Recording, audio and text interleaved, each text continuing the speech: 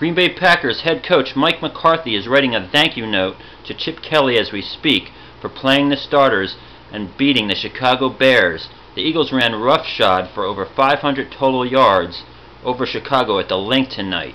Lesean McCoy led the way with 133 yards on 18 carries and scored 2 touchdowns, a far cry from his 8 touches a week ago in the disappointing loss to Minnesota. What this does is set up 2 big matchups next week for the Central and Eastern NFC Championship, or actually Division Championship games.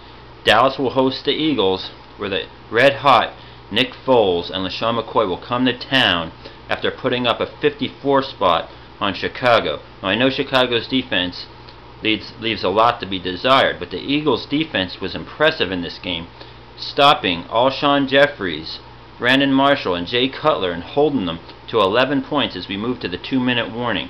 If anything changes, I'll update it in the text. However, the Eagles will cover the spread to anybody who has money on this game, because the Birds 54, Chicago 11, 2 minutes to go.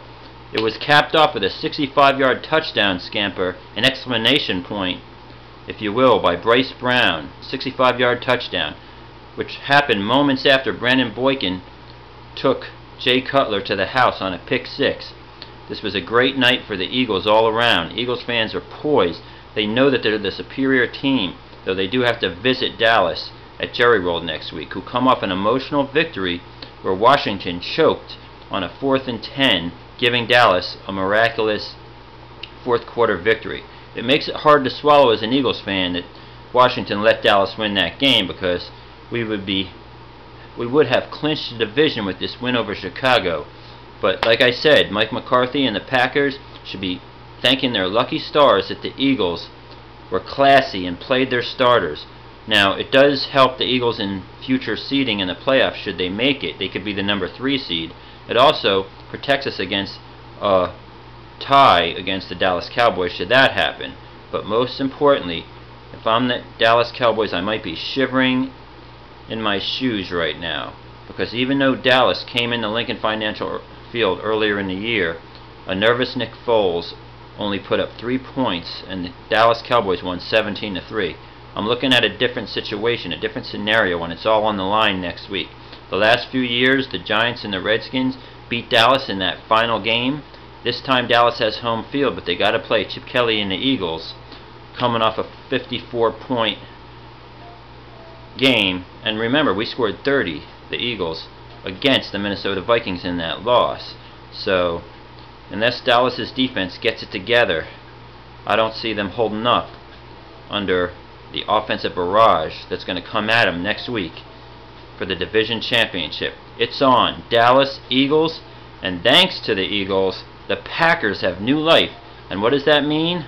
The possible return of Aaron Rodgers to Soldier Field. Wouldn't that be something? The Bears could have wrapped it up tonight. Wasn't going to happen. But now they got to face the Green Bay Packers, maybe Aaron Rodgers, and watch Jay Cutler go into next season, if he returns for Chicago, under the scrutiny of a quarterback controversy with McNown breathing down his back. Oh, the Eagles like wreaking havoc in this league, and that's what Chip Kelly's offense is going to do for years to come. So there you have it. Lesean McCoy, 133 yards rushing and 2 touchdowns. Bryce Brown, a 65-yard touchdown. Brandon Boykin, a pick 6. The defense holds Chicago to 11 points at least to this point at the 2-minute warning. And the Eagles have a winning season after finishing 4-12 last year. They have their 9th win. Let's make it 10 next week against Dallas, and we'll host a playoff game at Lincoln Financial Field for the first time in a couple of years. Eagles, Cowboys, Packers, Bears, Week 17. Be there.